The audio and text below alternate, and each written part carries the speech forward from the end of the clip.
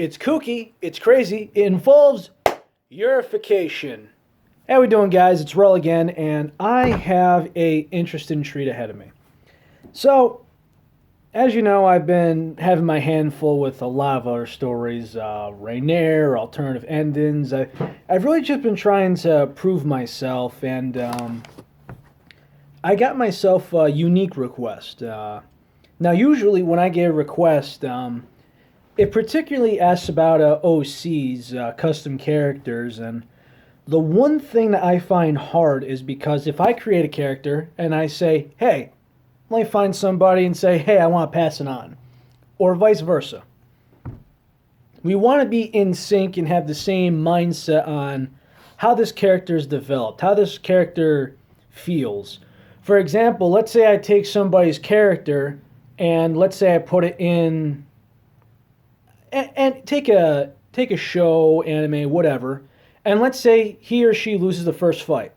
I don't want to be getting messages being like, come on, man, he's better than that. He should have won the first fight. It's things like that. Everyone has a different mindset on where the development's going, how strong they are from the gate, how much they learn, and some actually have this thing in mind that their character is just perfect from the get-go. Now, I got an interesting one here. Now, this one hits me home. Absolutely home.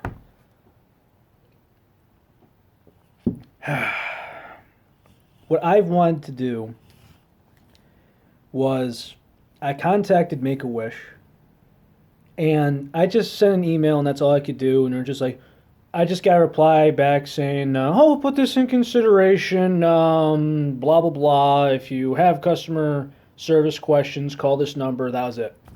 Swept under the rug, been going for a few weeks, and I decided to reach out to my Wattpad saying if there's anybody that's suffering from illness, cancer, just anything of the sort, please message me and see if we could work something out. And a miracle happens.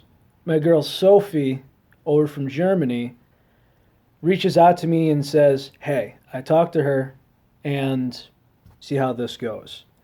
So, oh my God, Amelia. First off, she is an amazing girl.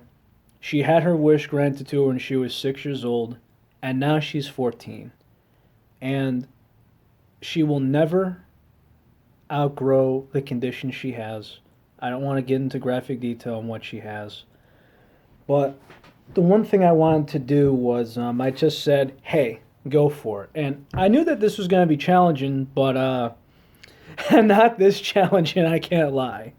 So I'm kind of just messaging back for her. I'm supposed to be doing the draft tonight, and I'm going to be posting this once I publish the chapter and everything. Just a shout out to both of the people that have been involved with this and all the supporters, of course. So here's what I got. We got Amelia, the character, the OC. She is about to go see her girlfriend for their 1-year anniversary. Her name is Carly. So sure enough, she's got some roses in her hand. She's about to go to a coffee shop to meet her girlfriend, just whistling down the street. Next thing you know, goes into the window of a shop and sees her making out with another girl. And she goes, oh my God, hell no. Goes in, smacks her with the roses like this is golden time, and then just says, don't ever talk to me, drops the roses and runs out crying, which you can't blame her. But here's the kick. She's got 2 personalities. You see, pretend I'm her. What you see here is Carly, but there's an alter ego inside of her that both of them, both Carly and Amelia, are aware of, and that's Kim. Kim's the alter ego. Kim likes to try new experiences. She likes to indulge. But at the same time, she cares about Carly's well-being, and she is head over heels for Amelia. But Kim's a yandere. So we got the title here called Half a Yandere. Meaning, how do you get half? Because only half the brain is.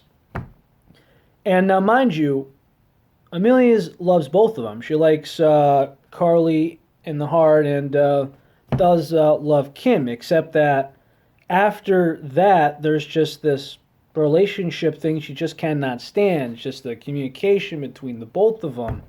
And then we go in between ideas of, I'm texting constantly, I'm calling constantly, I'm trying to figure out work, I'm leaving, notes in front of your apartment. And she eventually goes, okay, enough, let's sit down. And she goes, look, I'm sorry, but it's just not there.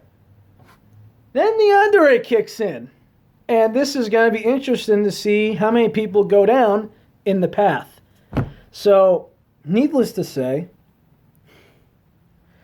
I am thrilled. I am honored.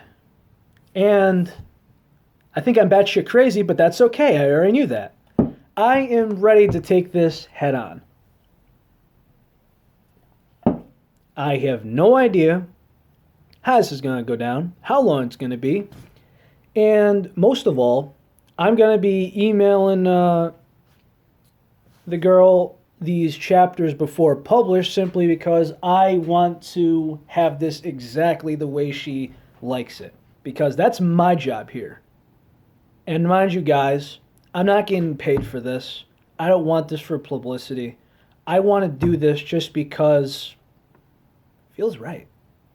And the fact that this could be potentially granted a second wish, it just makes me wonder. I grew up with 3 doors down, a cousin who were a month and 3 days apart. The only difference is at a very young age, he was diagnosed with leukemia. And I just remember seeing the scars all the way, even now. There was just a lot of things being said. Said that he wasn't going to grow very tall, wasn't going to be able to have kids, and he's able to have kids, actually. Hopefully not too soon. But he's still alive, well, he survived it. And then my grandma survived cancer, breast cancer. She's still in, I think she's been cancer-free for about 2 or 3 years now, and she lives with me. And just anytime you see illness or anytime you see severe injury, it's not the person's health you're concerned about. It takes more than just that. It takes everyone's peace of mind. And the fact that somebody I'm talking to nearly died a year ago and is still able to smile, able to have this reaction, able to just be as creative as you could imagine. It touches the heart. It really does. This story means more to me than you could ever imagine. And I plan to kick its ass just like everything else. Wish me luck, all. Latus.